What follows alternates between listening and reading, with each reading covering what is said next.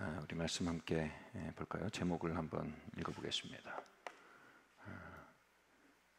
함께 읽을까요? 시작. 삶의 나쁜 패턴 무너뜨리기. 함께 읽겠습니다. 갈라디아서 말씀입니다. 시작. 그리스도께서 우리를 위하여 저주를 받은 바 되사 율법의 저주에서 우리를 속량하셨으니 기록된 바 나무에 달린 자마다 저주 아래 있는 자라 하였음이니라. 이는 그리스도 예수 안에서 아브라함의 복이 이방인에게 미치게 하고 또 우리로 하여금 믿음으로 말미암아 성령의 약속을 받게 하려 함이니라. 아멘. 예수님의 십자가는요 매우 복합적이고 또 매우 철저한 예언과 약속의 성취 과정이었습니다. 그분의 옷을 제비 뽑아 나눈 것도 시편 말씀의 성취였고요, 십자가에 의해서 그분이 하신 말씀들도 구약의 말씀들이 성취된 것이었습니다. 또 그분이 왜 몽둥이가 아니라 채찍으로 맞으셨을까요? 이사야서 53장에 그분이 채찍에 맞으심으로 우리가 나음을 입었다라고 말하기 때문입니다.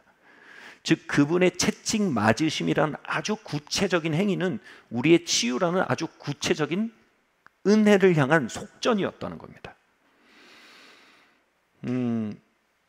또 그분이 오늘 갈라디아서 3장에서 그분이 나무에 달리신 사건도요 아주 구체적인 어떤 일에 대한 속전으로 치루어진 일이라고 규정하고 있습니다. 철기둥에 매달린 것도 아니고 밧줄에 매달린 것도 아니고 나무에 달리신 것은 신명기에 이렇게 기록됐기 때문입니다. 나무에 달린 자는 저주를 받은 자다라는 말씀을 이루기 위해서라고 말씀하십니다.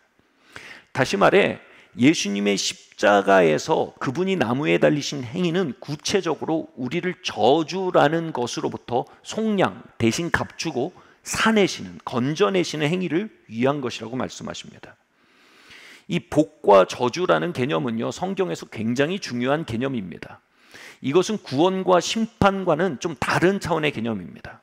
우리가 십자가를 자꾸 구원, 심판에서 건져내는 구원으로만 생각을 하는데 그것이 가장 중요하지만 십자가의 모든 것은 아닙니다. 구원과 심판은 내세에서 우리의 영원의 차원의 운명을 의미하는 겁니다. 즉 구원을 받으면 천국을 가게 되고요, 심판을 받으면 지옥에 가게 됩니다. 복과 저주는 구원과 심판과는 다른 개념입니다. 복과 저주는 이 생에서 우리의 삶의 이야기에 해당되는 얘기입니다. 이 땅에서 불행 가운데 사느냐 행복 가운데 사느냐 이것을 가르는 것이 복과 저주입니다. 이 땅에서의 시간은 영원에 비하면 굉장히 짧은 것입니다. 그렇게 복과 저주의 문제는 구원과 심판의 문제보다는 부차적인 문제에 지나지 않는 것이 사실입니다. 굳이 표현하자면 복과 저주는 구원과 심판이란 개념에 비하면 보너스 트랙에 지나지 않을 수 있습니다. 사람들이 현세의 문제, 즉 복과 저주의 문제에 보너스에 너무 치우쳐서 영원의 문제, 즉 영원을 향해 가는 철로 역정으로서의 우리의 이 땅의 삶을 이해하지 못하게 되기도 하는 일들이 있습니다. 이걸 기복신앙이라고 합니다. 그러나 구더기 무서워서 장 못 당긴다고 기복신앙 무서워서 복에 대해서 저주에 대해서 설교하는 것을 또 믿는 것을 꺼리는 것은 또한 신앙과 진리에 심각한 왜곡을 불러오기 마련인 것입니다. 결론적으로 복과 저주는 보너스 트랙일지언정 우리에게 매우 중요한 진리이기도 합니다. 신명기 말씀은 복과 저주에 대해서 이렇게 가르칩니다. 함께 말씀을 읽겠습니다. 내가 생명과 사망과 복과 저주를 내 앞에 두었은즉 너희 자손이 살기 위하여 생명을 택하고. 이 선언은요 하나님 아버지의 사랑의 마음이 담긴 놀라운 선언입니다. 우리는 구원받아 철로의 역정의 길을 이 땅에서 걸으면서 복 가운데 걸을 수도 있고 화 가운데 걸을 수도 있다는 겁니다. 철로 역정의 여정 속에 두 가지 옵션이 있다는 겁니다. 물론 우리의 삶에서 어떤 요소들은 우리가 선택할 수 없는, 우리의 선택권 밖에 있는 요소가 있습니다. 그것들이 뭡니까? 우리의 삶에 주어진 십자가의 고난입니다. 하나님 우리에게 맡기신 십자가의 고난이 있다면 우리는 달개지고 걸어나가야 합니다. 하나님을 신뢰하고 묵묵히 걸어나가야 합니다. 그러나 분명히 성경이 말하는 것은 우리의 삶에는 우리가 선택할 수 있는 복과 화도 있다는 겁니다. 그리고 말씀하십니다. 우리가 화보다는 복을 선택하는 사람이 되라는 겁니다. 다시 이 비유를 들겠습니다. 여러분, 5만 원짜리와 만 원짜리가 땅에 떨어져 있습니다. 뭐를 주스실 겁니까? 뭐 주스시겠어요? 예, 둘 다 주실 겁니다. 우리는 영생의 복락뿐 아니라 이 땅에서의 복도 선택해야 합니다. 우린 구원의 여정을 향한 철로 역정에 매진할 뿐 아니라 그 과정 속에서 복락에 대해서도 선택해야 합니다. 보너스도 놓치지 않아야 합니다. 하나님 아버지는 우리가 복을 선택하길 바란다라고 말씀하십니다. 이 말은요, 하나님께서 우리에게 복의 길과 저주의 길을 열어놓으시고 우리가 복을 선택할 수도 있고 선택하여 복 가운데 걸을 수도 있고 저주 안에 머물기를 선택할 수도 있다는 것을 의미하고 있습니다. 예수님은 나무에 달린 바 되사 우리가 복 가운데 걸어 들어갈 수 있는 문을 여셨습니다. 그리고 뭐라고 하니까 믿음으로 말미암아 우리가 성령의 약속을 받는 자가 되게 하려 합니다. 그 주님의 값지르심을 믿고 성령의 약속을 의지하여서 그 길로 들어가는 것은 우리의 선택이고 우리의 길이라는 겁니다. 우리의 몫이라는 겁니다.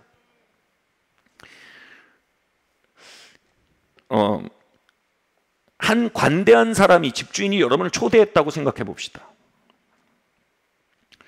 이미 그 사람은 여러분에게 많은 것을 대접하기 위해서 이것저것을 준비했습니다. 값을 많이 치렀어요. 그리고 얘기합니다. 아, 손님, 우리 이거 먹고 그 다음에 여기 갑시다. 그리고 여기 갔다 와서 이거 합시다.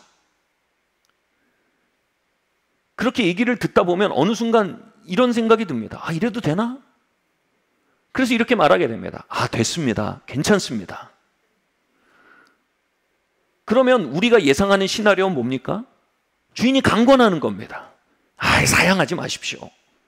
그러면 괜찮습니다, 저는. 그리고 주인이 말합니다. 아, 꼭 가셔야죠. 그럼 세 번째, 괜찮습니다. 저는 괜찮습니다. 그럼 주인이 강제로 권하다시피 해서 하면 못 이기듯 척 그 안에 들어가는 것. 이게 우리 멘탈리티에 있는 시나리오입니다. 그죠? 근데 외국에 가면 이 시나리오가 완전히 깨져버립니다. 여러분, 먼저 그 에피타이저로 맛있는 음식을 이렇게 줍니다. 그럼 먹고 다음에 이제 메인 디시가 나오죠. 그래서 스테이크를, 바베큐를 자 하고 이렇게 접시를 돌립니다. 그럼 우리 생각엔 됐습니다. 그러면 그 접시는 돌아가서 돌아오지 않습니다. 됐습니다. 전 많이 먹었습니다. 외국 사람들은요, 진짜요? 진짜 이거 진짜 좋은 고기인데? 진짜요? 이거 구우려고 내가 어제 밤부터 굉장히 이 메리네이팅 하느라고 오랫동안 서 있었는데 진짜요? 너무 아쉬운데요? 그리고 접시 돌려버립니다.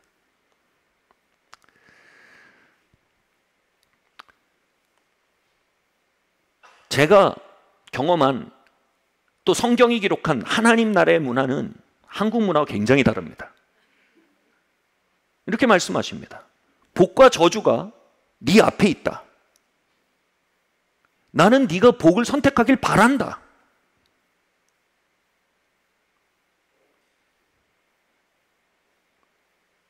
아니, 됐습니다. 저는 구원의 복이면 감사합니다. 그러면 하나님 아버지가 굉장히 아쉬워하시면서 그러냐? 그리고 접시를 돌려버리는 겁니다. 우리는 한국 문화에서 걸어 나와야 합니다. 우리는 복을 갈망해야 합니다. 복을 원해야 합니다. 정직해집시다. 하나님, 내게 복 주십시오.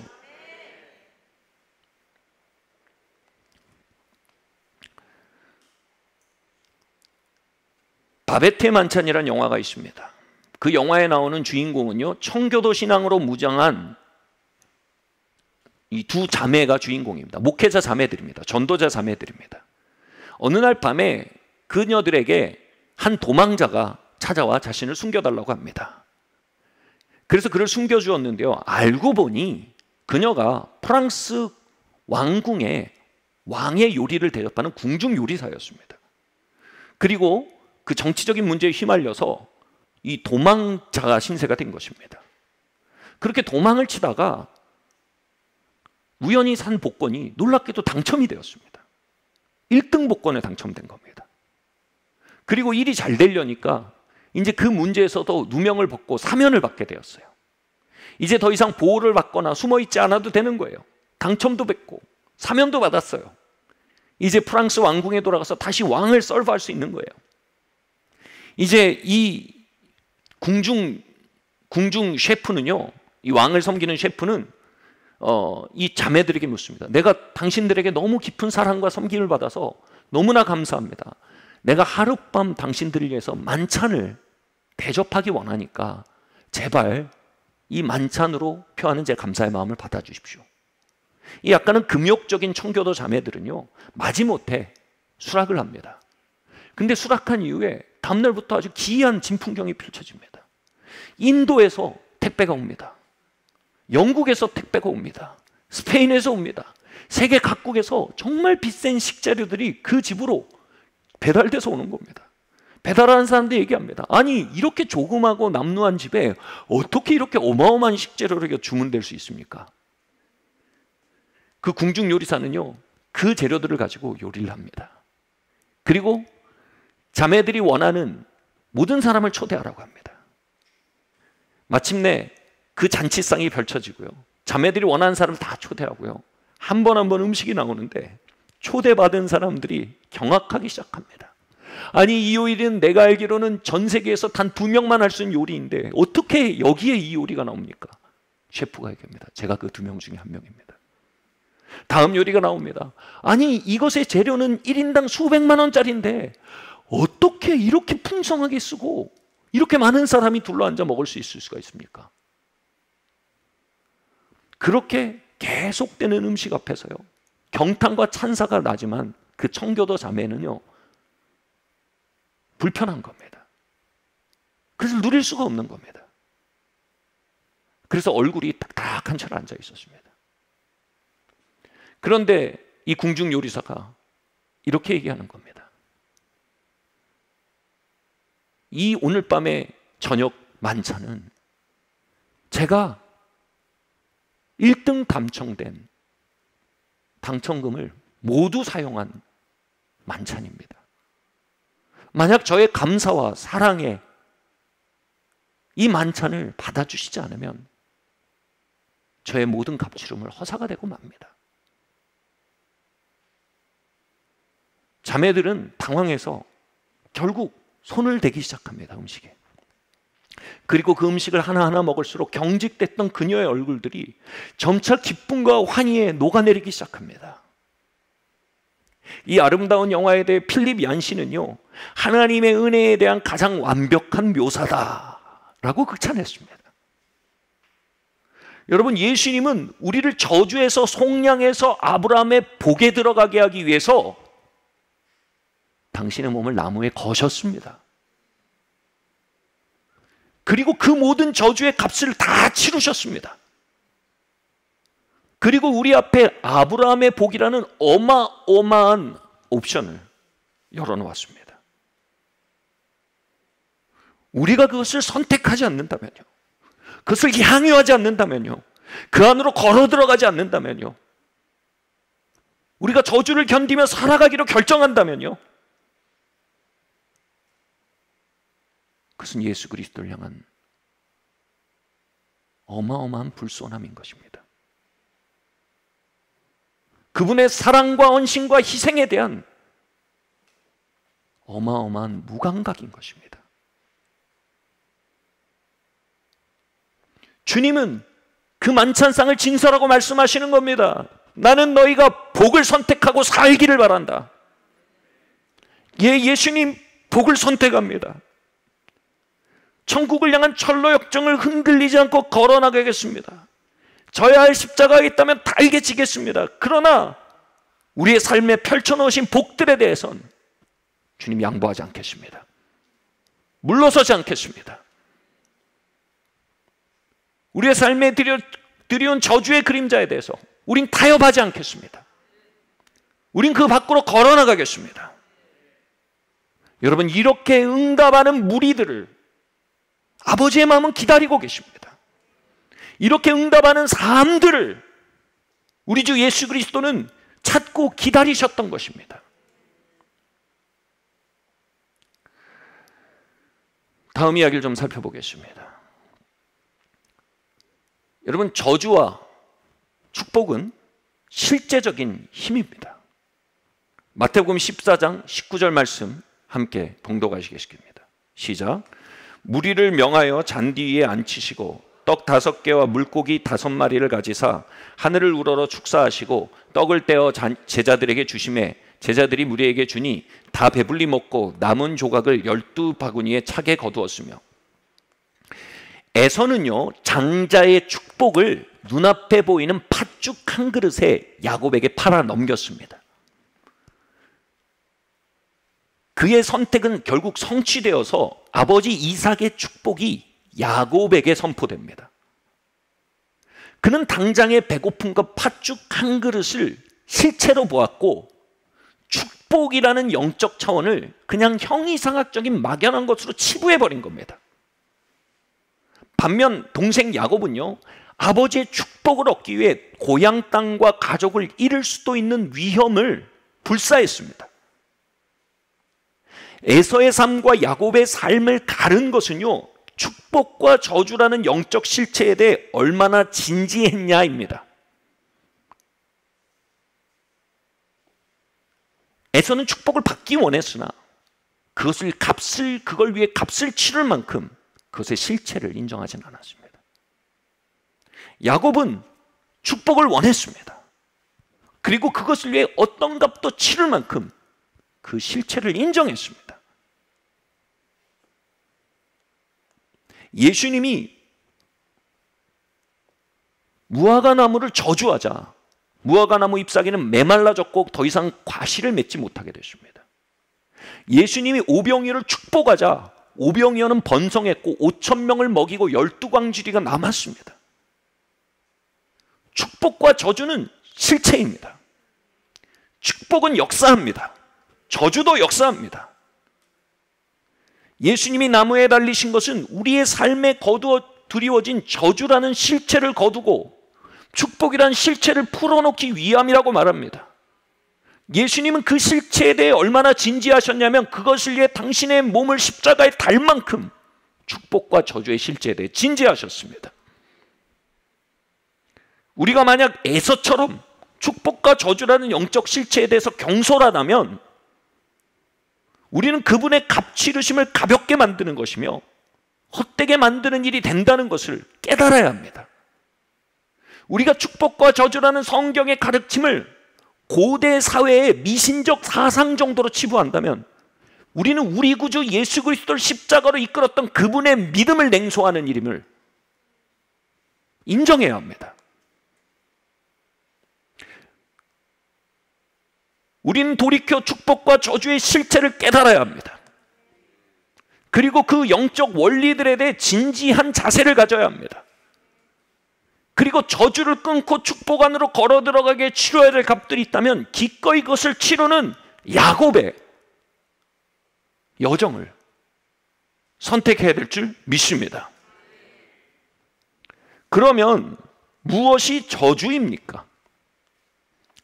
저주는 반복되는 죄와 파괴의 패턴입니다. 축복도 반대죠. 반복되는 의와 번영의 패턴입니다. 우리의 삶의 패턴에는 초자연적인 배경이 있다는 겁니다.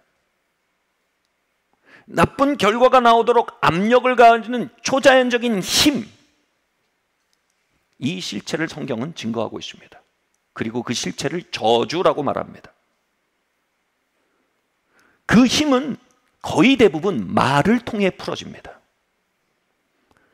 하나님은 초자연에 가득한 축복을 풀어넣기 위해 선지자나 제사장들에게 내 백성을 축복하라라고 말합니다.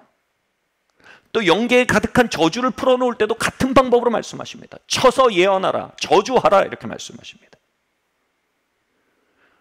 여러분, 우리의 말은요 부지불식간의 굉장한 통로가 됩니다. 한신대 상담학과 교수님이시죠, 정태기 목사님이 상담 사역을 했던 이야기를 나누어 주었습니다. 한 청년이 자신을 파괴하고 폐인처럼 살아가는 겁니다. 이 셀프 사보타주라고 그러죠. 나는 제대로 살기 원해요. 근데 내 정작 삶의 내용은 자꾸 나를 파괴해요. 나는 성공하기 위해요. 근데 하는 짓은 망하는 짓만 해요. 그러니까 내가 원하는 길과 반대로 자꾸 내가 일상을 살고 있는 거예요. 이 문제로 이 청년이 그래도 훌륭한 건 뭐예요? 상담실까지 온 거예요. 난 더 이상 이 알 수 없는 힘에 이끌리면 살 수 없다 이겁니다. 난 자유를 원한다 이겁니다. 정태기 목사님이, 정태기 교수님이 상담을 하는데 갑자기 그 청년의 목소리 속에서 심층 상담을 하는데 그 목소리 안에서 갑자기 5살, 6살짜리의 어린아이 목소리가 탁 튀어나오는 겁니다. 그리고 그 어린아이 같은 목소리가 이렇게 말하는 겁니다. 나는 병신이야.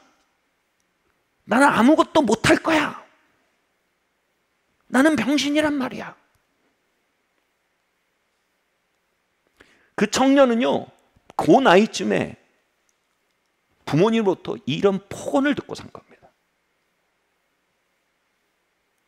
그리고 이 폭언이 그 아이를 묶어버린 겁니다. 더 이상 자라지 못하도록요. 그 삶이 성장하지 못하도록. 예수님이 무화과 나무 잎사귀를 저주하자 그것이 자라지 못하고 열매 맺지 못한 것처럼요. 그 말은요, 그 아이의 삶을 메마르게 한 겁니다. 하나님은 자녀를 축복하라고 하셨습니다. 부모가 자녀의 삶에 영적인 권위를 가진다는 겁니다. 그 말은요, 부모의 언어는 자녀의 삶에 하늘을 풀어놓을지 지옥을 풀어놓을지 저주를 풀어놓을지 축복을 풀어놓을지 가름짓는 문이라는 것입니다. 여러분, 대부분의 막말은요 저주입니다. 그 말들은요 청년의 마음속에 심리적으로 정서적으로 학대가 되어서 정신적 외상을 남겼습니다. 근데 영적으로 말하면 뭐예요? 저주의 열린 문이 되어서 삶의 파괴가 반복적으로 계속되게 하는 초자연적인 힘이 된 것입니다. 저의 삶에 어린 시절부터 깃들여졌던 저주가 있었습니다. 그 역시 폭언이었습니다. 뭐 이런 언어들이에요. 돌대가리, 병신,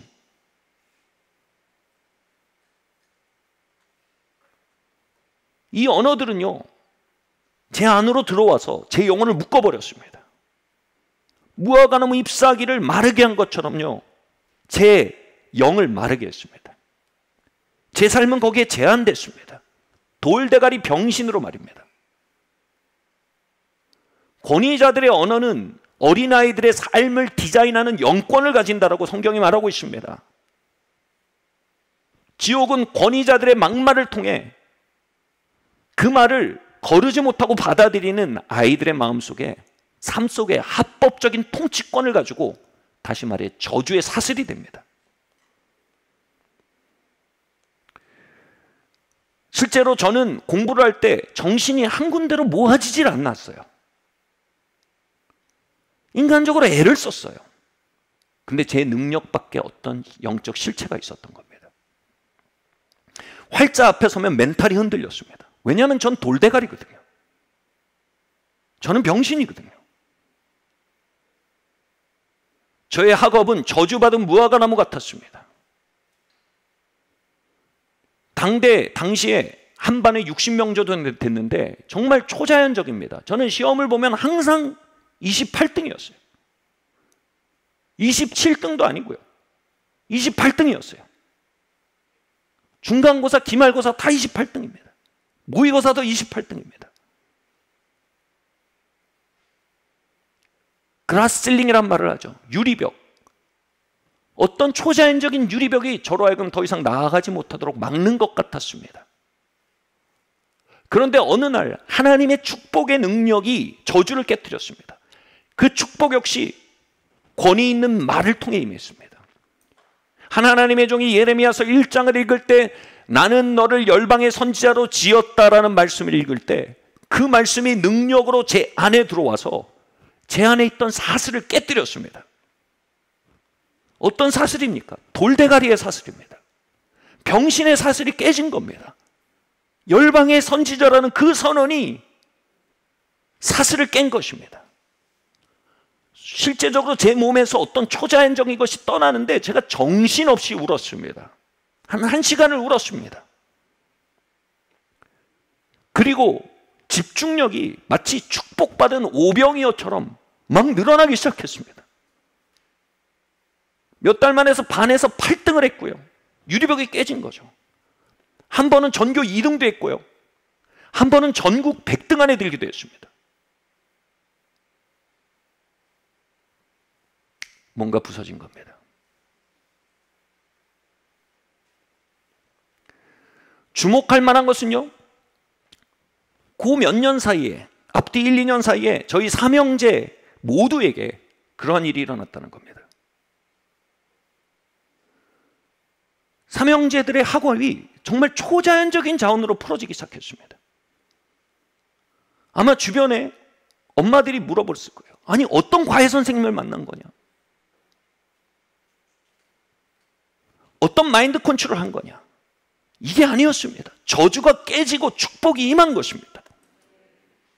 신명기 28장에는요, 8장 이후로는요, 저주와 축복의 패턴들이 아주 구체적으로 나옵니다. 그건 하나도 내세에 관한 것이 아닙니다. 아주 실체적인 삶의 이야기입니다. 첫 번째로 파괴들을 이야기하고 있습니다. 이건 뭐냐면 계속되는 사건, 사고의 패턴을 얘기합니다. 두 번째로 계속되는 전염병입니다. 세 번째로 반복적인 가뭄입니다. 여기서 말한 가뭄은 뭡니까? 봄에 파종하고 여름에 모내기하고 가을이 됐는데 열매가 없는 겁니다. 헛수고입니다. 계속되는 헛수고입니다.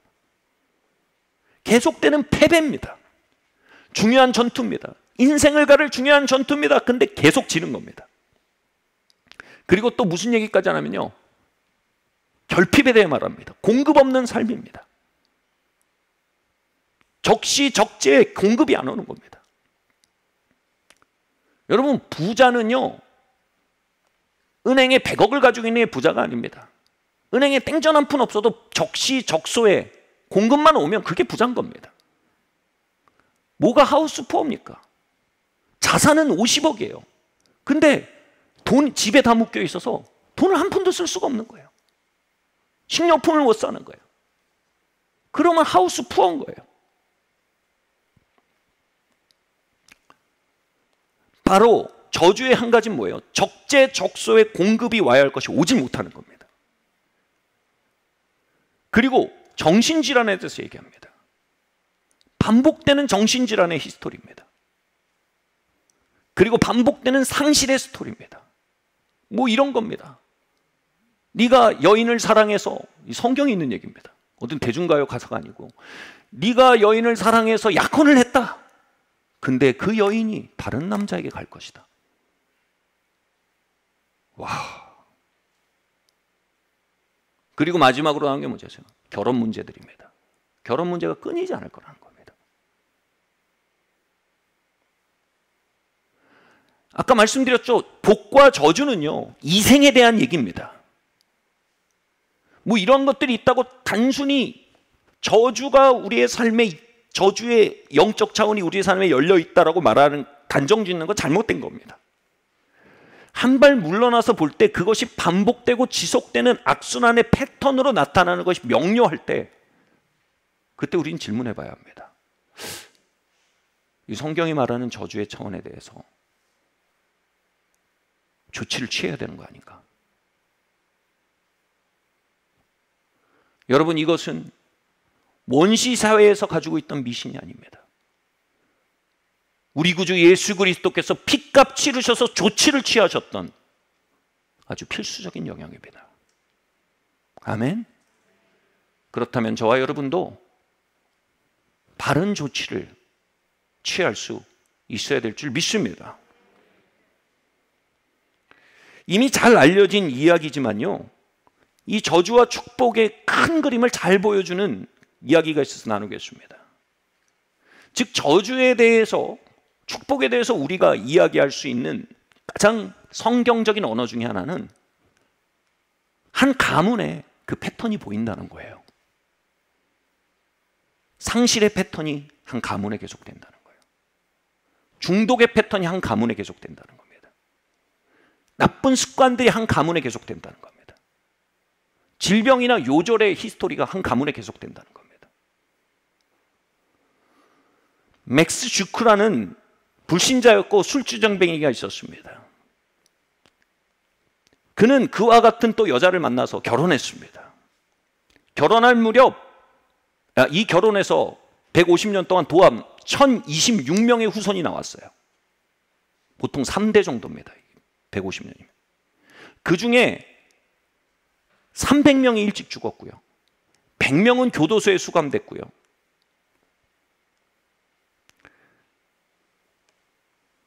190명은 아주 부도덕하게 살았고요.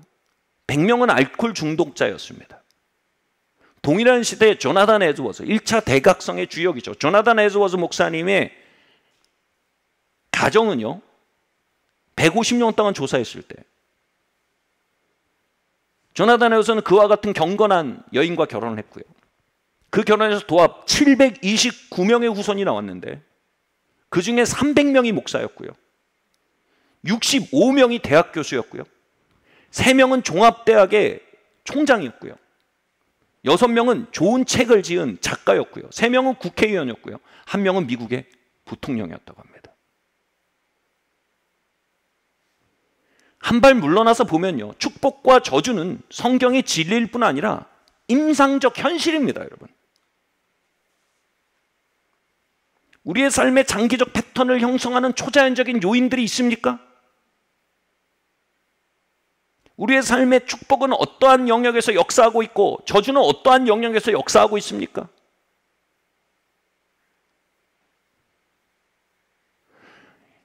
이것을 그려보기 위해서 우리는 먼저 저주가 어떠한 방식으로 우리의 삶에 들어오는지 성경적 가르침을 살펴봐야겠습니다.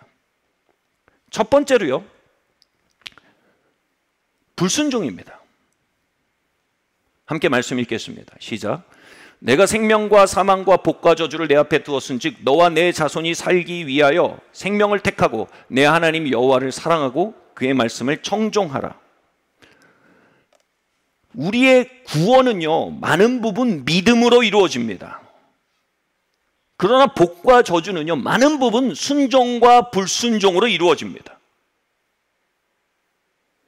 불순종에 저주가 따른다는 말은요, 우리가 불순종하면 처벌로서 저주가 온다는 걸 의미하는 게 아닙니다. 순종이라는 단어는요, 하나님의 권위 아래 들어가는 선택입니다. 우리가 하나님을 나의 주님이라고 말함으로 하나님의 권위 아래 들어가지 않습니다. 우리는 하나님께 순종함으로 하나님의 권위 안으로 들어갑니다.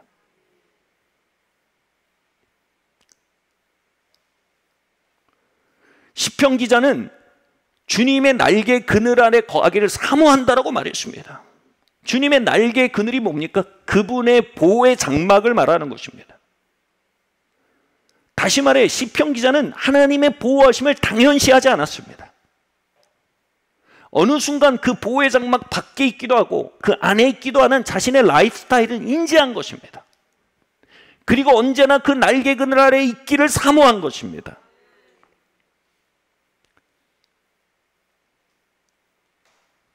다시 말해 자신의 삶을 향한 하나님의 뜻과 하나님의 말씀을 인지하고 그 안에 걷는 것이 하나님의 보호 안에 걷는 심을 명료히 하고 있었던 것입니다. 순종, 그것의 영어 표현이 undercover입니다. 보호 아래 들어가는 행위입니다. 아멘. 저희 삼형제의 성적에서 그야말로 저주의 초자연적인 힘이 끊어지고 순종의 축복의 초자연적인 차원이 열려진, 사실 그 뒤로 저희가 학업의 영역에서 계속해서 좋은 흐름을 갖게 됩니다. 10년, 20년이 지나도요. 그때 열린 수도꼭지가 닫히질 않아요.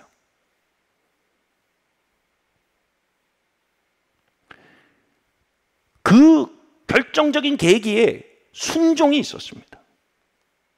하나님은 저희 아버지를 목회자로 부르고 계셨습니다. 그런데 당시 저희 중고생이었던 저희 삼형제의 교육 문제로 아버지는 당시 대기업 임원 자리를 내려놓지 못하고 계셨습니다. 여러분, 얼마나 삼형제 대학 보내려면 돈이 많이 듭니까? 또 당시 교육 1번지였죠. 파락군에서 얼마나 사교육 비용이 무차별적으로 들어간지 모릅니다. 그런데 정작 우리에게 필요했던 건 사교육이 아니라 축복이었습니다. 그리고 그 축복을 가져오는 것은 순종이었습니다. 언더커버요. 제가 고등학교 2학년, 고1에서 고2 정도 될 때 저희 아버지께서 급진적으로 순종하기 시작하셨습니다. 그리고 그 선택들은요, 순차적으로 저주를 끊는 축복의 역사를, 물꼬를 가정에 끌고 들어오기 시작했습니다. 저희 가문이, 특별히 자녀 교육의 문제가 언더커버 안으로 들어간 겁니다.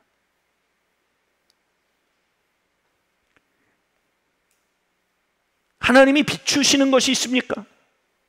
하나님 말씀하시는 것이 있습니까? 하나님의 말씀의 기준이 있습니까? 표면적으로 그것이 우리를 불리하게 하는 것으로 보일 수 있습니다. 그런데 물리적 유불리보다 더 크고 중요한 원리가 바로 복과 저주의 원리라는 것을 우리는 깨닫고 믿어야 합니다. 유불리를 떠나 왕 중의 왕이신 하나님께 순종할 때 그분의 날개 그늘 아래로 삶이 들어가고요. 그리고 날개 그늘 아래서 저주가 끊어지기 시작합니다. 여러분, 이건 실제입니다. 불순종은 저주와 파괴의 세력에게 합법적인 권한을 줍니다. 성적 성결의 명령에 여러분 순종하십시오. 여러분의 성과 결혼이 축복받을 겁니다. 드림과 나눔의 명령에 순종하십시오. 여러분의 재정이 축복받을 것입니다. 경건한 자녀 양육의 명령에 순종하십시오. 그러면 다음 세대의 저주가 끊어지고 여러분의 자녀가 하나님의 언더커버 축복 안으로 들어가게 될 것입니다. 불순종에서 순종으로 전환하는 것은 저주의 허리를 꺾는 가장 강력한 선택입니다. 당시 저 역시 목회자의 부르심을 인지하고 있었습니다. 그것은 그분의 축복으로 걸어 들어가는 것을 망설이게 만드는 영역이었습니다. 저는 그 부르심을 거부하고 싶었기 때문입니다. 망설이고 있었습니다. 하나님이 왜 이렇게 부담스럽게 나에게 이러시나 했습니다. 근데 그건 부담이 아니었습니다. 희생이 아니었습니다. 그것은 축복이었습니다. 어느 날 밤 그 하나님의 부름에 큰 소리로 예스했습니다.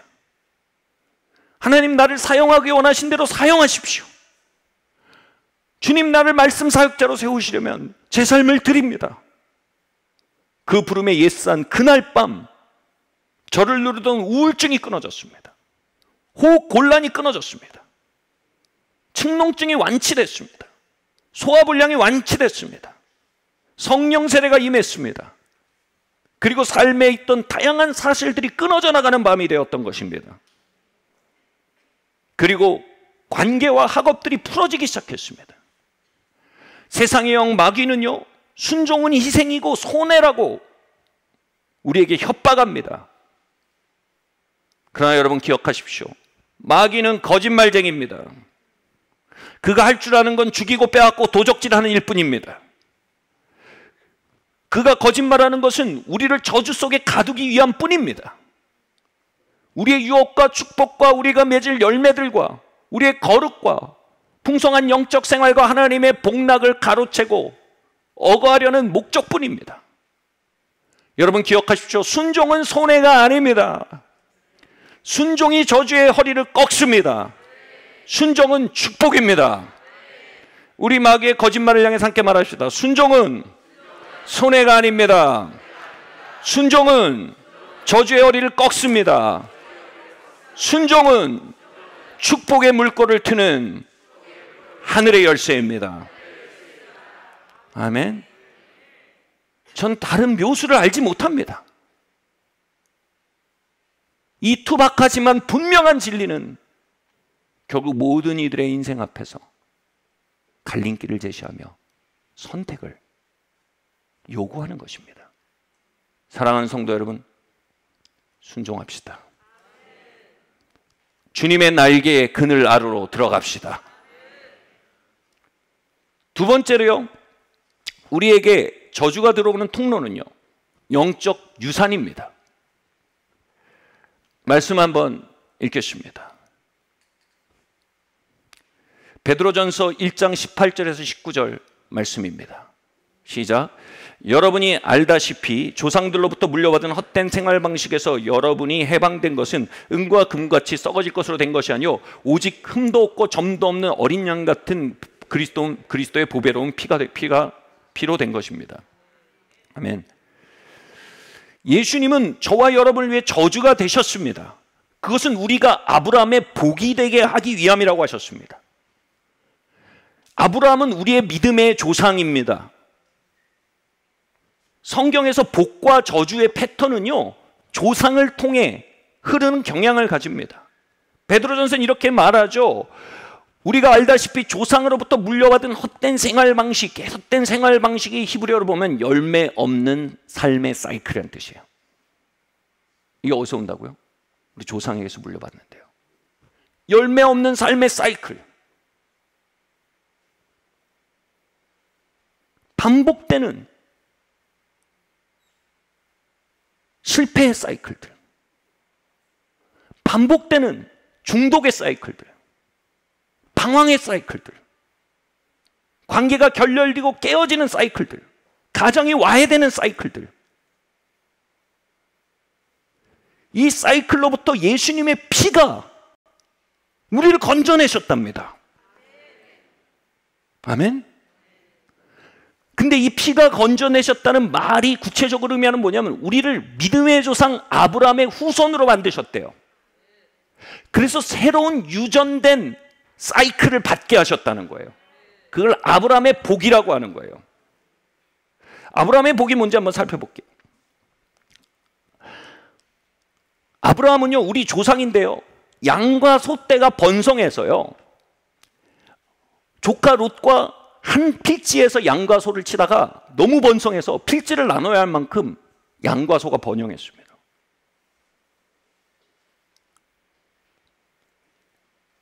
그리고 100세의 아이를 낳고 그 이후에도 아이를 낳은 만큼 건강했습니다. 그리고 아내가 압박해서 어쩔 수 없이 이제 그 이스마엘을 낳긴 했으나 평생 한 아내를 사랑하며 살았습니다. 그리고 그가 집에서 자기 하인들을 군인으로 키웁니다. 대단하죠. 굉장한 능동성과 주도성입니다. 그죠? 이 패기 보십시오. 군인으로 키워서요, 그 군인으로 어떻게 하냐면 4개국 연합군이 소돔과 고모라를 쳐서 조카 롯을 포로로 데려간 것에 대해 롯을 구해내기 위해서 자신의 사병을 데리고 추격합니다. 엄청난 패기죠. 그리고 패퇴시키고 조카 롯을 구해냅니다. 챔피언의 스피릿, 챔피언의 히스토리를 가진 게 우리 할아버지입니다. 아멘. 그러시죠. 목사님 할아버지죠. 이게 아니고 우리 할아버지입니다.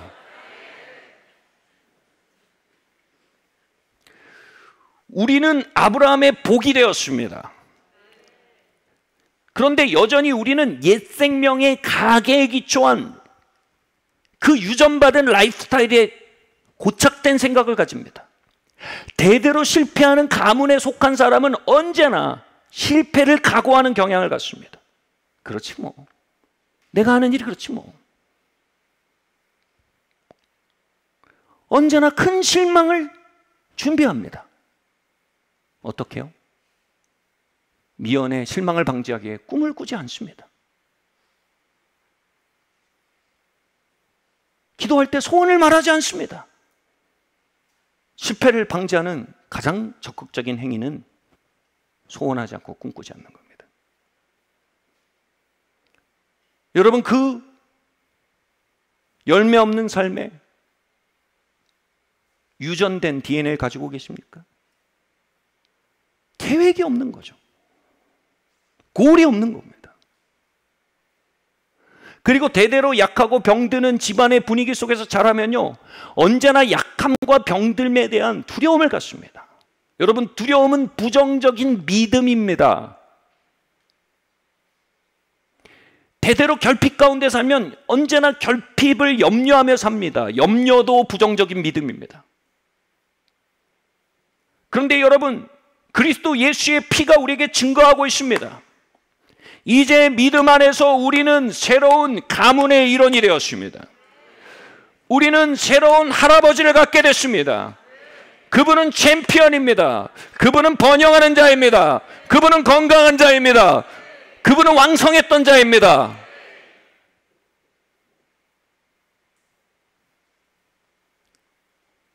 우리가 어떻게 아브라함의 가문이 되었습니까? 에베소서는 말합니다. 우리가 하나님의 권속, 하나님의 가문의 일원이 됐다고 말합니다. 다시 말해, 이 하나님의 가정의 일원이 되므로 우리는 아브라함의 복에 참여한 자가 되었습니다. 이제 성도들이 나누는 간증들, 승리의 소식들을 들으면 아, 저 사람은 저렇구나, 난 안 그런데, 이게 아닙니다. 나는 같은 DNA를 가졌다. 저 저주가 무너지는 소식은 나의 이야기이다.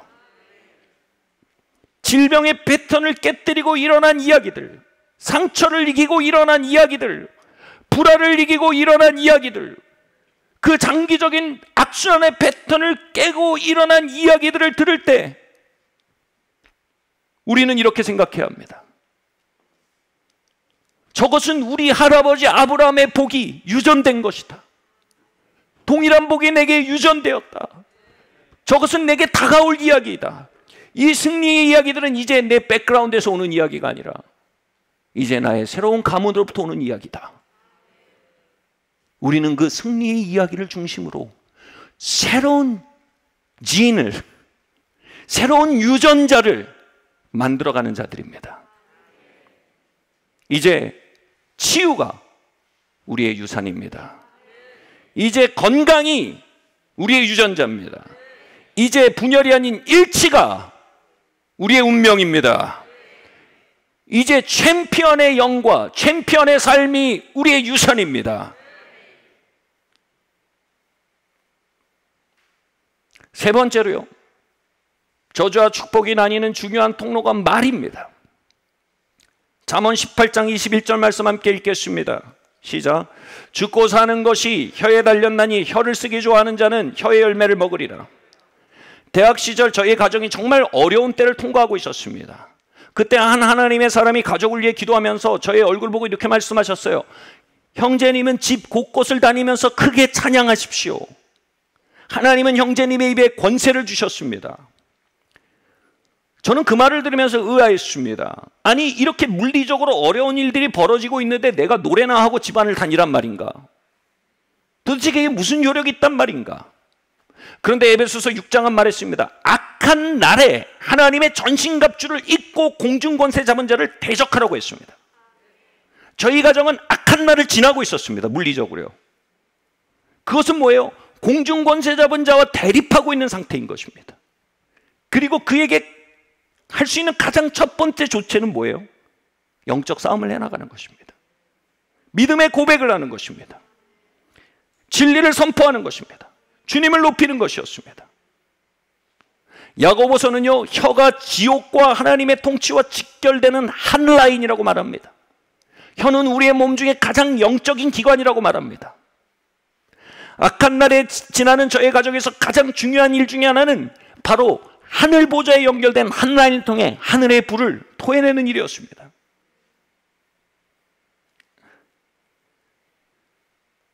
저에게 있어서 젊은 시절 반복되는 저주의 패턴 중에 하나는 바로 상실의 패턴이었습니다.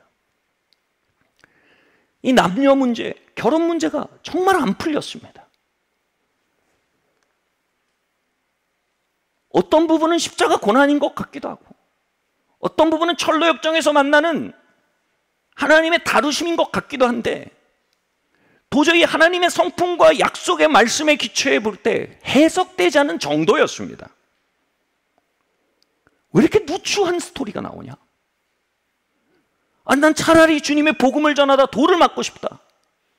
이런 추저분한 이야기 속에서 내 젊음이 소진되고 싶지 않다. 어느 날 결심하고 기도했습니다. 하나님, 무슨 일이 진행되는 겁니까? 이게 하나님이 하신 일이면 제가 조용히 따르겠습니다. 그러나 이게 지옥이 내게 하는 일이면 깨뜨리고 넘어가길 원합니다. 무슨 일입니까? 라고 기도하는데 에베소서 말씀이 임했습니다. 너희는 누추한 말을 돌이켜 감사와 찬양의 말을 하라 라는 에베소 말씀이 딱 임했습니다. 그 말씀과 함께 하나님의 비추심이 임하는데 깜짝 놀랐습니다. 저는 상실의 영, 깨어짐의 영과 짝하여 언제나 제 삶을 저주하고 있었던 겁니다. 제 입으로요. 어떻게요? 저는 10대 시절부터 초등학교 고학년 때부터요, 이별 노래에 심취해 있었습니다. 제가 좋아하던 가수는 발라드의 제왕이었습니다. 그의 노래를 들으면 슬픈 사랑을 꿈꾸게 되고요, 이별의 깊은 고통을 품게 됩니다. 그게 뭘 말하는 건지도 모르고 전 그렇게 불렀습니다. 심지어는 제가 약간 조숙해서요, 다른 애들이 그런 걸 몰랐는데 또 전도를 했어요. 이 노래 들어봐라. 쉬는 시간에 불러 모아놓고 같이 경배와 찬양으로 같이 노래했어요. 집회를 했어요. 그리고 뭔가 느껴져. 뭐가 느껴지는 것 같아. 간증도 듣고 그랬어요.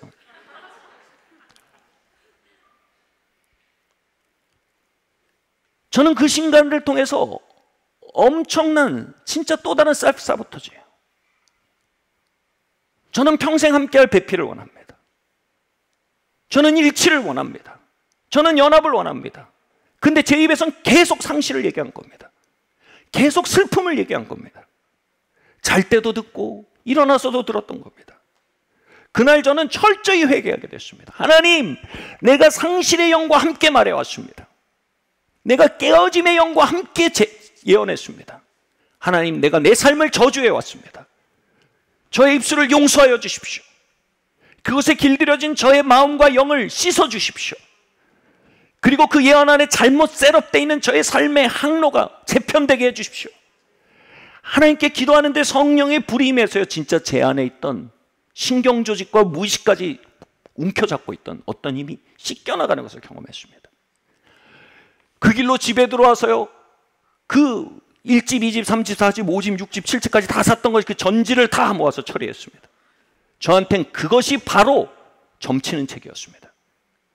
저한테는 그게 바로 우상신상이었습니다. 저한테는 그게 바로 접신행위였습니다. 저는 그래서 처리해버렸습니다. 심리학에서 말하는 자기충족적 예언이란 말이 있습니다.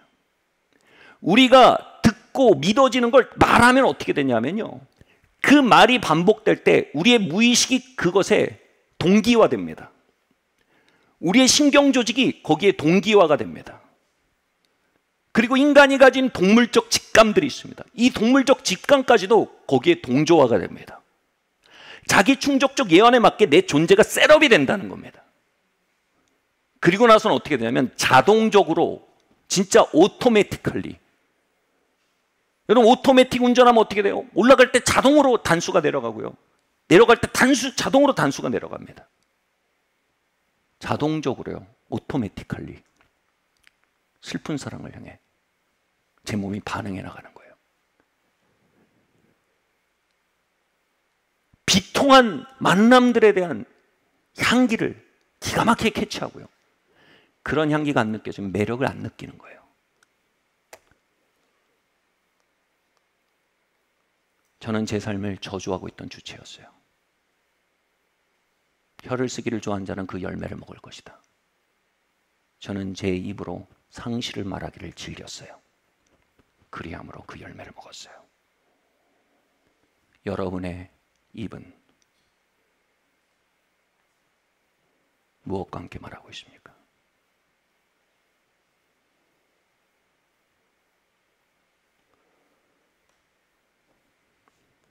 우리는 우리의 말로 우리 자신의 삶을 성공으로 셋업할 수도 있습니다.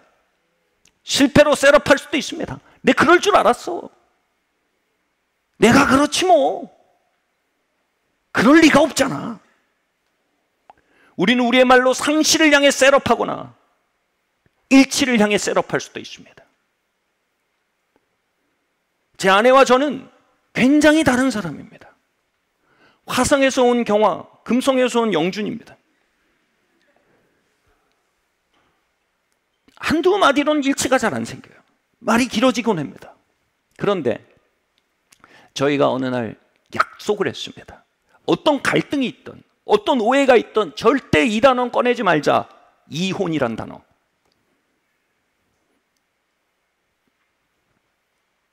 헤어짐이란 단어는 절대 꺼내지 말자.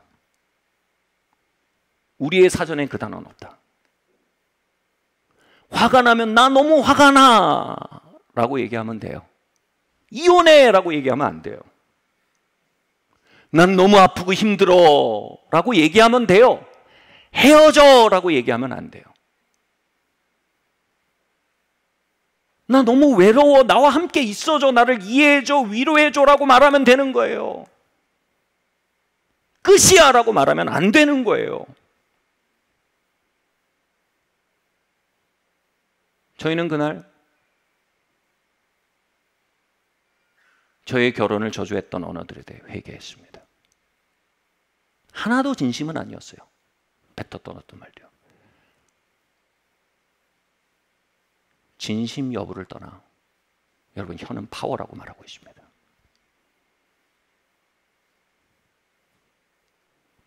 회개하고 저희의 갈등 상황에서 그 단어의 그림자도 나가지 않기로 결의했습니다.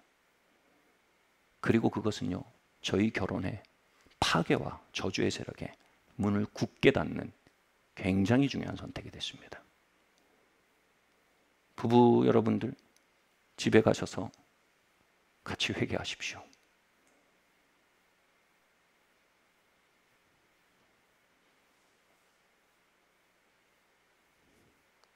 문을 닫으십시오.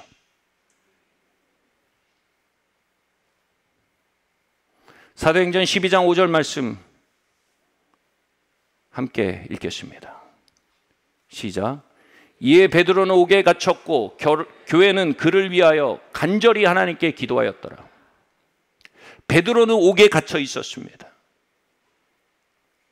그리스도 안에서 우리의 약속과 우리의 부르심과 우리의 축복과 우리의 번영은 사슬에 묶여 있기 쉽습니다. 우리의 결혼은 저주의 언어에 묶여 있기 쉽습니다. 우리의 성취는 폭언들에 받은 상처들과 사슬에 묶여 갇혀 있을 수 있습니다. 그런데 우리는 우리의 운명과 그 운명으로서 맞는 장애물을 구별할 줄 알아야 합니다. 우리의 운명은 번영입니다. 그러나 결핍에 장애물을 만나고 있는 겁니다. 우리의 운명은 화해와 일치와 사랑입니다. 분열과 갈등이라는 장애물을 만나고 있는 것입니다. 우리의 운명은 치유와 회복입니다. 고통과 연약함과 질병이라는 장애물을 만나고 있을 뿐입니다. 예수님은 우리를 저주에서 핏값으로 사셔서 운명의 데스티네이션을 향해 세팅하셨습니다. 우리는 축복이라는 운명을 받은 자입니다. 그리고 그 여정 속에 저주라는 장애물을 만나게 된다는 것을 우리는 알아야 합니다. 저주는 우리의 운명이 아닙니다. 저주는 장애물일 뿐입니다. 장애물 경계에서 장애물은 골이 아닙니다. 뛰어넘을 과정인 것입니다.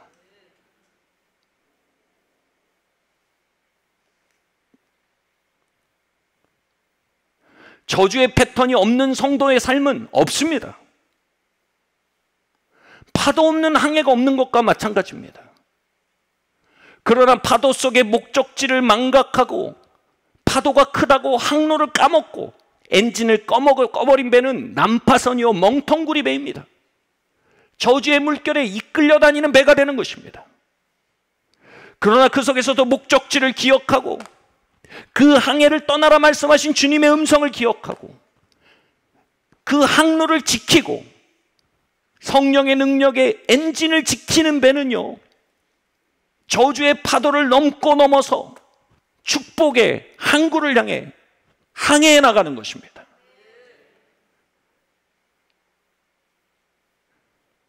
다음 말씀 함께 보겠습니다. 시작. 또 베드로의 옆구리를 쳐 깨워 이르되 급히 일어나라 하니 사슬이 그 손에서 벗어지더라. 여기서 천사가 뭡니까?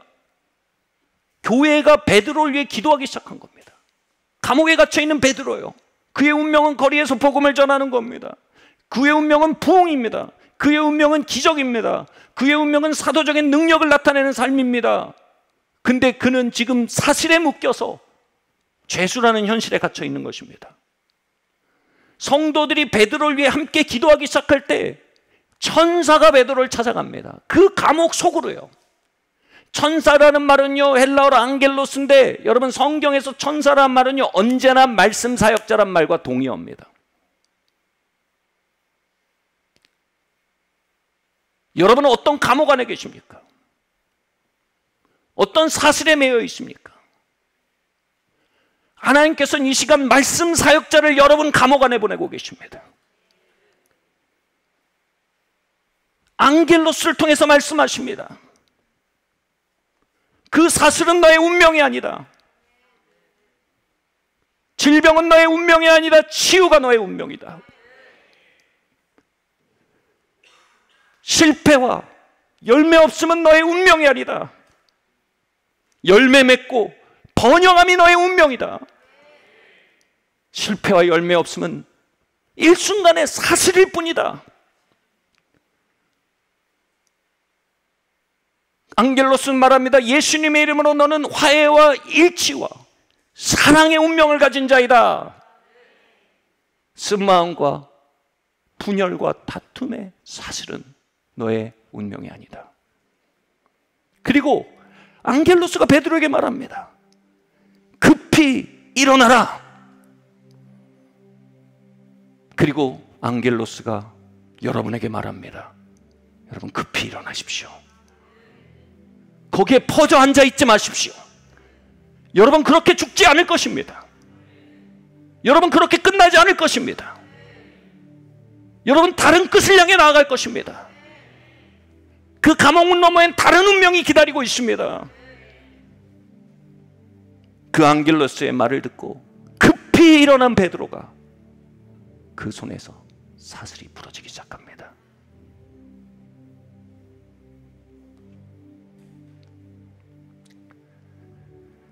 다음 말씀 읽겠습니다. 시작. 천사가 이르되 띠를 띠고 신을 신으라 하거늘 베드로가 그대로 가니라. 천사가 또 이르되 겉옷을 입고 따라오라. 아멘. 이제 누추함에 옷들을 벗어버릴 때입니다. 여러분, 하나님의 말씀으로 옷 입을 때입니다. 여러분, 파도의 크기에 대해서 말하는 언어를 집어치울 때입니다. 나는 이 파도와 함께 망할 거야. 난 여기까지야. 파도의 너머에 대해서 말씀과 함께 말할 때입니다. 나는 소원의 황도를 향해 나아갑니다. 불신으로 얼룩져서 꺼져버린 가슴의 불을 의의 흉배로 다시 덧댈 때입니다. 그리스도 예수의 피로 말미암아 나는 하나님의 의가 되었다. 나는 하나님의 의가 되었다. 나는 새 것이다. 나는 조상에서 유전된 망령된 삶의 패턴에서 건져진 자이다. 나는 아브라함의 자손이 되었고 아브라함의 복이 되었다. 그렇게 진리로 갇혀있고 일어나라는 겁니다. 누추함을 털어내라는 겁니다. 이사야서는 말합니다. 시온아 일어나 스스로 사슬을 풀지어다. 신명기 말씀이 이렇게 말하는 겁니다. 복과 저주를 내 앞에 두었으니 복을 선택하고 살아라.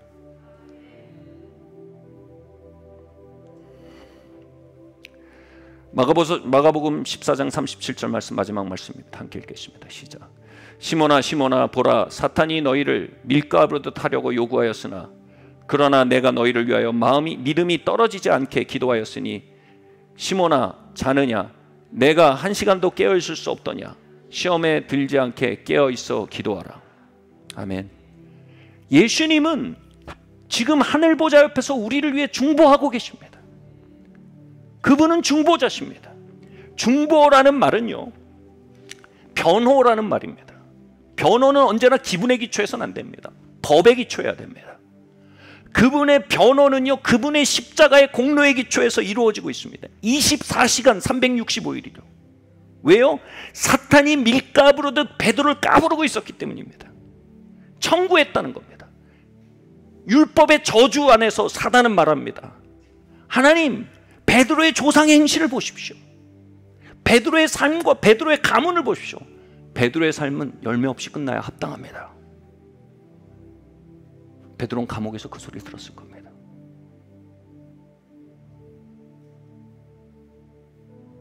하나님, 베드로의 약점과 실수들을 보십시오. 베드로의 삶은 여기에서 그쳐도 할 말이 없는 겁니다. 그에겐 질병이 합당합니다. 그에겐 파괴가 합당합니다. 그에겐 상실이 합당합니다. 근데 예수님께서 하늘 보좌에서 중보하시며 말씀하시는 겁니다. 너희도 나와 함께 기도해라. 다시 말해, 너희도 나와 함께 말하기 시작하라는 겁니다. 나와 함께 깨어 기도하자. 내가 너를 위해 기도하는 것만으로 충분하지 않다. 이제 너가 너를 위해 기도해야 한다. 우리가 그분의 조산의 망년된 행실에서 건져내신 그 피의 능력을 의지해 말하기 시작하고 기도하기 시작할 때 까부러지던 우리의 삶의 방향이 잡히는 겁니다.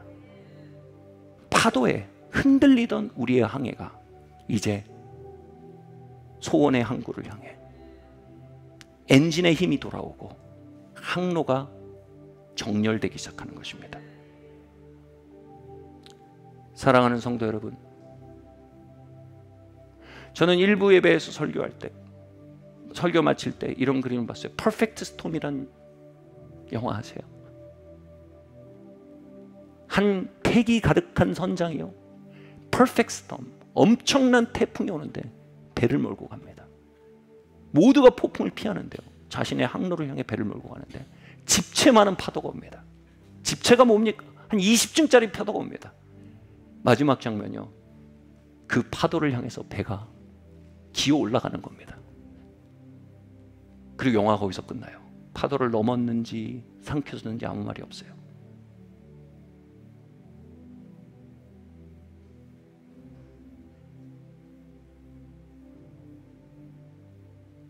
저는 제 삶의 모든 저주의 세력을 완전히 이겨낸 삶의 결과에 대해 현실적으로 가능할까라는 생각은 갖습니다.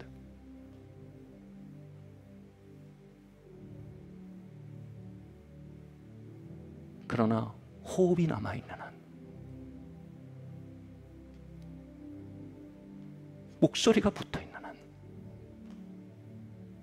저는 저주와 타협할 수 없습니다. 우리는 믿음의 항해를 계속해 나갈 것입니다. 여러분, 당대에 해결하지 못한 과제는요, 다음 세대의 과제가 됩니다. 저는 최소한의 과제와 최대한의 축복을 남기기 원합니다. 저의 육적, 영적 다음 세대들이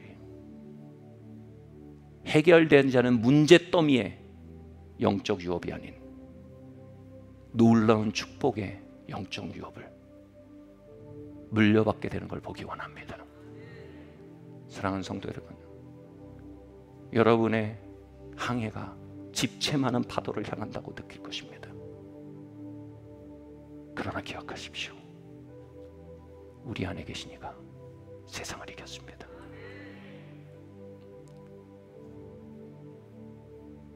자리에서 일어납시다.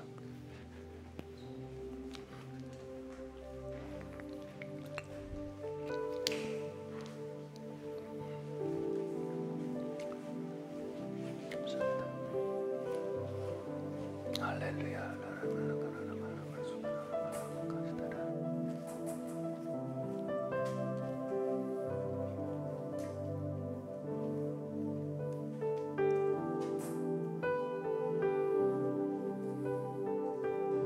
이 시간 여러분 저주와 축복의 실체에 대해서 여러분 에서처럼 살고 계십니까?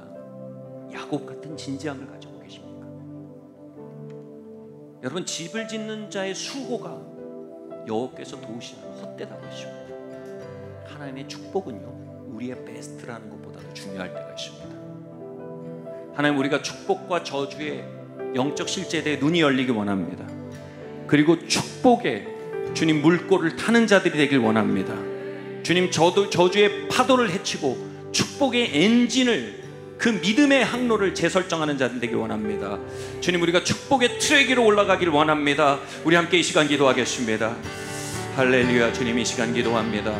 우리가 에서처럼 주님 아버지 망령되게 살고 있을 때가 있습니다. 주님 아버지 하나님의 저주의 힘에 대해서 주님 경외함 없이 쉽게 아버지 하나님 발을 내딛었음을 회개합니다. 주님 축복의 흐름에 대해 경외함 없이 쉽게 걸어 나갔음을 회개합니다. 주님 언더커버 주님의 날개 그늘 아래 있기를 원합니다. 저와 저의 가문이 이 교회가 주님의 날개 그늘 아래 있기를 원합니다. 주님 말씀하시옵소서. 주의 종이 듣겠습니다. 주님 아버지 하나님 우리가 아버지 하나님 참으로 순종이 축복의 기름을 보게 하여 주시옵소서. 주님 아버지 하나님 불순종이 참으로 대가를 지불하는 기름을 보게 하여 주시옵소서. 우리가 주님의 날개 그늘 안에 걷기를 원합니다. 주님 할렐루야. 우리 같이 한번 기도하겠습니다. 주님 나의 삶과 나의 가문이 주님의 날개 그늘 아래로 들어가길 원합니다. 주의 길에 대해 비추어 주시옵소서. 주의 말씀의 기준에 대해 비추어 주시옵소서. 우리 함께 이 시간 진지하게 기도하고 나가겠습니다. 참으로 야곱같이 그 축복을 움켜쥐는 마음으로 함께 기도하겠습니다.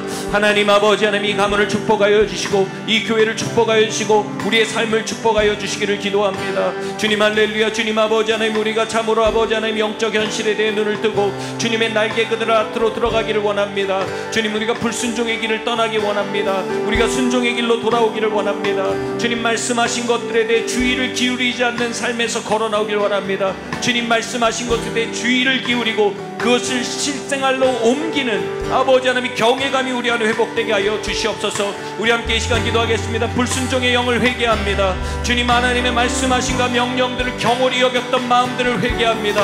주님 순종의 길을 선택합니다. 주님 세상의 영과 짝했던 마음을 회개합니다. 우리 이 시간 순종의 영으로 돌아오며 함께 기도하겠습니다. 할렐루야. 주님 이 시간 아버지 하나님이여 참으로 순종이 아버지 하나님 우리에게 살 길임을 고백합니다. 순종은 희생이나 아버지 하나님이여 값이 아니요 순종은 참으로 축복에 들어가는 유일한 기임을 고백합니다. 언더커버 주님의 기 안으로 들어가길 원합니다. 주님 할렐루야. 이 시간 아버지 하나님 주님의 피를 의지해 기도합니다. 주님 모든 불순종의 역사를 용서하여 주시옵소서. 불순종과 짝했던 시간들을 용서하여 주시옵소서. 주님의 말씀과 주님의 비추심을 경홀히 여기던 아버지 하나님 그 경외함 없는 삶들을 아버지 씻어주시길 원합니다. 할렐루야. 이 시간 또한 기도하겠습니다. 우리가 아브라함의 복이 되었습니다. 주님 내 안에 새로운 믿음이 들어오기를 원합니다. 주님 두려움이 아닌 믿음이 들어오기를 원합니다. 내 가문의 역사에 기초한 기대감이 아니요 아브라함의 복에 기초한 기대감이 우리 안에 돌아오길 원합니다. 소망이 죽은 땅에 소망이 돌아오길 원합니다. 불신이 자리한 땅에 신뢰와 믿음이 들어오기를 바랍니다. 약속이 꺾여진 땅에 다시 한번 약속을 붙들길 원합니다. 예, 아브라함이 나의 하나님입니다. 나는 하나님의 권속이 되었습니다. 나는 아브라함의 복을 받는 자가 되었습니다. 우리 함께 기도하고 선포하고 나가겠습니다. 할렐루야. 예, 주님 아버지 하나님, 이 시간 기도합니다. 주님 아버지 하나님, 우리가 아브라함의 복 가운데 있음을 고백합니다. 여러분, 아브라함의 복을 말하세요. 아브라함의 복을 선포하세요. 할렐루야. 주님 할렐루야. 우리가 율법의 저주에서 건져졌습니다. 주님 아버지, 참소자가 율법을 기초하여 우리를 저주하고 있으나 그리스도 예수의 피로 말미암아 주님, 우리는 저주에서 건져졌고 우리는 아브라함의 복이 되었습니다. 주님, 아브라함 위에 함께했던 그 복락이 이곳에 부어지기를 기도합니다. 예수님의 피로 기도합니다. 아브라함의 피가 예수님의 피로 말미암는 아브라함의 복이 주님 아버지 하나님, 이곳에 있는 가문들 위에 부어지게 하여 주시옵소서. 하나님의 권속이 아버지 하나님이여 주님 아버지, 그 복락 안에 들어가게 하여 주시옵소서. 할렐루야. 주님, 여러분, 어떤 자기 성취 예언을 가지고 계십니까? 자력 성취 예언을 가지고 계십니까? 우리의 언어는 저주와 짝하고 있습니까? 축복과 짝하고 있습니까? 여러분, 막말의 종이 되어 있지 않습니까? 하나님, 이 시간 기도합니다. 우리의 막말을 회개합니다. 주님, 우리가 축복과 짝하는 혀로 돌아오기를 원합니다. 너희는 너희 자녀를 축복하라고 하셨습니다. 주님, 우리의 입술이 축복으로 돌아오고 뿌리내기를 원합니다.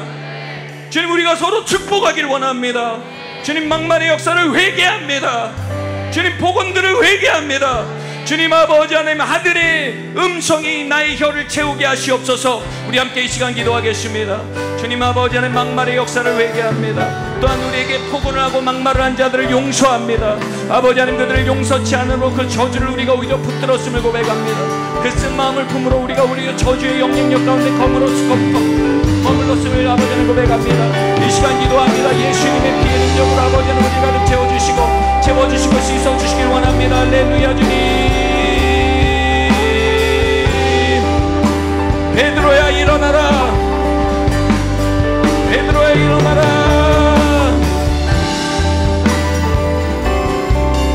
우리 함께 고백하시겠습니다. 예수 이름 안에 능력이 있네.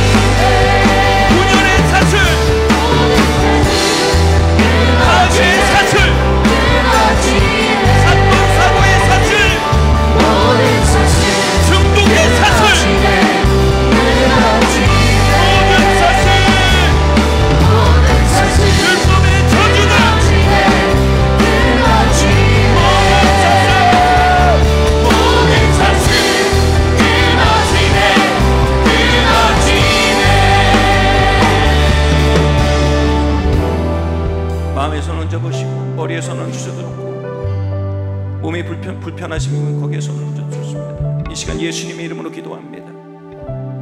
예수님이 채찍에 맞으심으로 우리가 나음을 입었습니다. 주님이 나무에 달리시면 우리를 위해 저주가 되사 우리로 아브라함의 복이 되게 하기 위함입니다.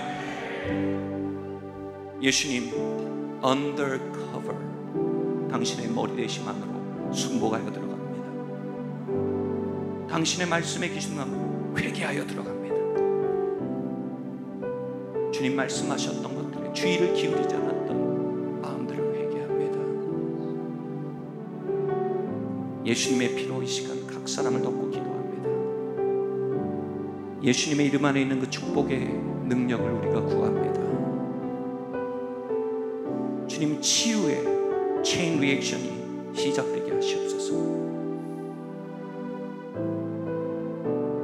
승리의 체인 리액션이 시작되게 하여 주시옵소서. 거룩의 체인 리액션이 시작되게 하여 주시옵소서. 화해와 일치의 체인 리액션이 시작되게 하여 주시옵소서. 공급과 관대함의 체인 리액션이, 그 복의 연쇄작용이 주님 시작될 것을 선언합니다. 또한 예수님의 이름으로 우리의 몸을 묶고 있는 결박들이 풀어지게 하시고 연약함들이 떠나게 하시고 주님, 건강과 회복이 육체와 마음과 관계들 위해 부어지게 하여 주시옵소서. 정신적인 연약함들을 주님의 손에 올려드립니다. 예수님의 이름으로 강건할지어다. 예수님의 이름으로 강건할지어다. 예수님의 이름으로 강건할지어다. 예수님의 이름으로 일어나 걸을지어다. 우울증은 우리의 운명이 아닙니다. 공황장애는 우리의 운명이 아닙니다. 결핍은 우리의 운명이 아닙니다. 우리는 이렇게 끝나지 않을 것입니다.